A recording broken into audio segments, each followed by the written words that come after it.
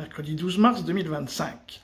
Alors dans la série Le deuil en 5 étapes, on va voir, excusez-moi, on va voir donc acceptation et tristesse. Donc je vous fais un petit fleurilège, c'est énorme. Et en même temps, c'est encore un exploit que les Ukrainiens soient encore présents dans la région russe. Qu'est-ce qui est en train de se passer là?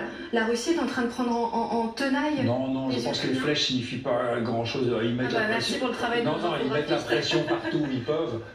Voilà, hein, c'est tristesse. Mais malgré tout, regardez, ils semblent avancer ici. Ils sont en train de diviser en deux les... Oui, mais diviser en deux à partir du moment où les gens ont des relations avec la mère patrie, si je veux dire, ça change pas grand-chose. On verra demain combien il restera. Je suis pas sûr que les Ukrainiens fassent Verdun pour un 100 km², vous voyez, 10 par 10 de bois et de marécages en Russie. Il y a un moment où le symbole, on arrête. Acceptation.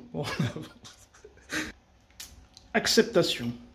Était attendu en Russie, puisque la porte-parole des affaires étrangères russes avait déjà dit que des contacts étaient en cours pour que cette nouvelle visite puisse avoir lieu. Et c'est donc ce que semble confirmer à l'instant Donald Trump.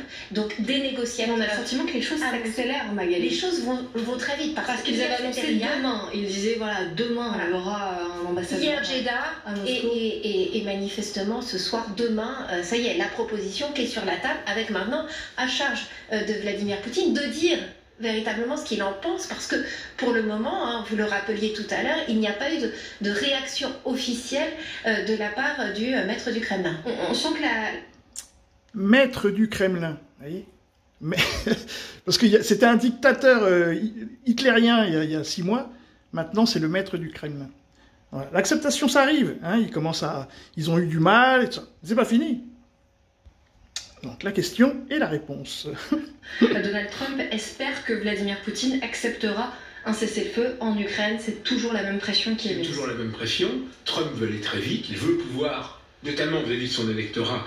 C'était des va-t-en-guerre, ces gens-là. Ils voulaient détruire la Russie. Face à quelqu'un qui joue le temps, qui, comme l'expliquait très bien le général, pour le moment, doit d'abord purger définitivement et libérer cette mini-fraction du territoire qui est occupé par les Ukrainiens, qui, en tout cas, va pousser de nouvelles exigences. Ce n'est pas dit que cette stratégie de Trump de vouloir faire la pression, de vouloir faire vite, etc., très vite, fonctionne face à un homme qui est assez rodé, qui a une équipe diplomatique, notamment avec Lavrov, absolument redoutable, et qui sait mieux que tout autre donner le temps au temps.